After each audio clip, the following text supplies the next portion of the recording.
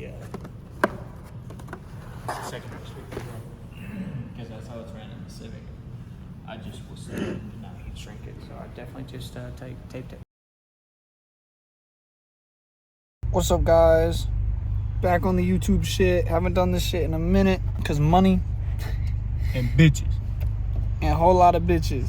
Nah, we're with my boy Will, and we got the shit to put subs in my whip. We're gonna put two 10-inch kickers in my trunk. We got the amp. I got the amp and the kickers for $200 from one of my buddies. And then we just bought the wiring stuff we need for like another $200. Yeah. So hopefully that shit is bumping. I think it will be. I trust Will.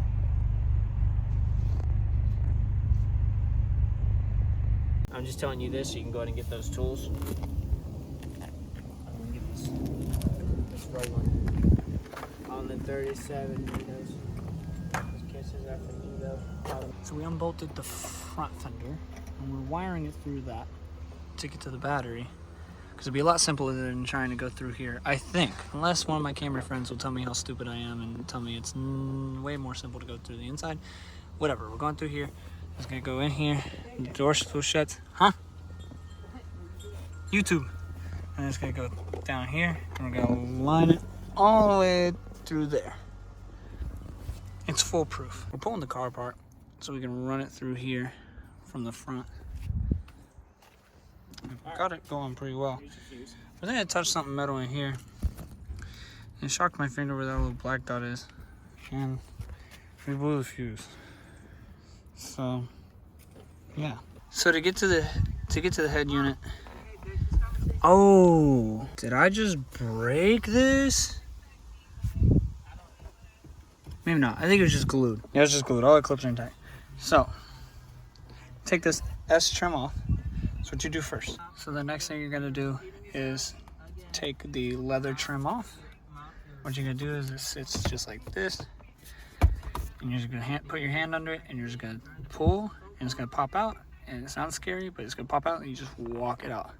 And my red trim stayed intact. The next thing you're gonna do is you're gonna pull on this, and it's a little scary because it takes this out a little bit. But this just pops out, it's all push pins. Then you're gonna take the part that has the AC box out. And that's the next step. So you're gonna pull the AC unit out. And then before you yank it out, you're gonna unplug this little clip right here. It's just a little tab. Pull it out, set it to the side. It's out. So now you have something that looks like this. It's kind of gross looking. But this is good to know because then when I want to put the black suede on, I know how to take the leather off. So next scary piece that comes off, this one. And there are two connectors that you have to unplug. This one and this one. Working on it. And they come out of there and there. So yeah, that's all. I'm gonna set it out here. Give me 5 seconds. So you gotta use a 10mm socket wrench, this thing, to pull out 4 bolts on there, put them in the cup holder. You can pull it out. Now if you're taking the head unit out, there's 9 things you have to unplug, but I don't think we're taking that out. I'm not sure what we're doing yet. I'm literally gonna have PTSD about getting fucking electrocuted. Yeah, and I didn't get any of it on fucking video. Is it hot? No, it's not fucking hot. It's not a 10. It's definitely a 13. Hand me a That's 13. the same one that was Hand me a died. 13. Why would you put the fuse in before putting it on? Because the fuse blew up the last time up. Yes. Oh my. How did it electrocute you if you're touching the insulated part? I don't know. You want to grab it? No, I don't. Okay, then exactly. Shut the fuck up. Aren't we gonna blow the fuse again? I don't know how to wire this shit. I don't know why it's fucking sparky, so fuck off.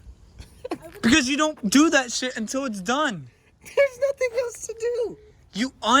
You unhook the battery, so that way there's no live current. And then what happens when we go to hook the battery? You take the, what is this, positive? Yes. You take the positive off. Ugh. Then you take the negative off, so there's no connection to the battery at all. So then when you put the positive back on, you put this on, you're not touching a live wire. So then when you just... Shut up, listen. Ow.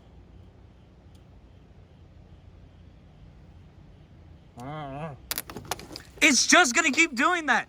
You fuck off.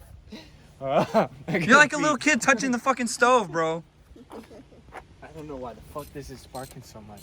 Because it's a live current. No You're not shit, listening. Sherlock. Hard-working man, working hard in the man's. And I don't know what I just said, but...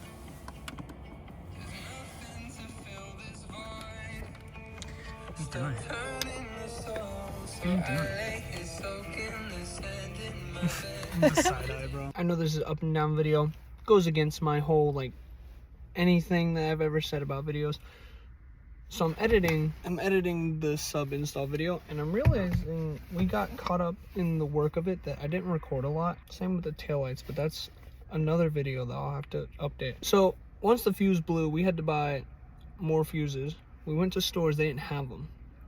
I ordered a couple on Amazon when I also ordered the adapter for the head unit, because we needed a adapter that plugged into the pins that are in the back of the OEM head unit. They could also give us an AV in and out for the subs. So we got that ordered, we got more fuses ordered, but we didn't want to wait on the fuses. Why? I don't know, because we couldn't do anything without the adapter. So then we get the adapter in the mail, we get the fuses in the mail, but I had already gone and bought like 4 more fuses.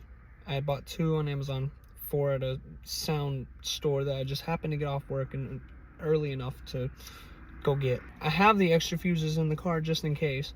We went through 6 fuses total. I only have 2 left. I only have 1 left. Long story short, Will realized he connected the ground wire not to a bolt in the car. He had connected it to itself essentially, so we became the ground. That's why it kept electrocuting him and shorting the fuse. So don't do that. Connect the ground wire to a unpainted or untapped bolt in the car. Can't really see it, but got the back seats down because it fills the car better, because with subs, they're facing that way. They're facing towards the trunk. Because with subs, you want... I'm gonna turn... Ooh, look! Lighting. Big forehead. Because with subs, you want airflow. If you suffocate the subs, you suffocate the power, the oomph, the kick. So when the seats are up for when I'm at work, they're at the back of the trunk facing the trunk lid. So that way it still gives it enough air. You roll the windows down a little bit or all the way, you have a lot more air. Except when you're driving, the wind noise drowns it out. However, with the seats down, you're getting the air of the trunk, you're getting the air of the car, and then when you roll the windows down, you're getting even more air. So that's why I ride with the seats down when I'm not at work, or when I don't need the seats for work, or passengers, or whatever. Alright, so I'm finally getting around to recording this. And it's a little messy back here. But as you can see, I went to Home Depot, got some L brackets and some screws. This is just screwed into the carpet, so theoretically, you know, it could come straight up. But it holds enough so that they don't fall forward, they don't fall flat, they don't slide around, they just sit. And that's pretty much how I mounted it. I have the amp behind this kicker, and then it's kind of held in place with this fabric that won't be there for long because I'm gonna change out my leather interior with black suede. But that is how I have it mounted for now. Might be a cleaner setup coming soon, but probably not. I don't really care. This is my work car. You can tell this is recorded out of order because my taillights are done, and that's the next video. So,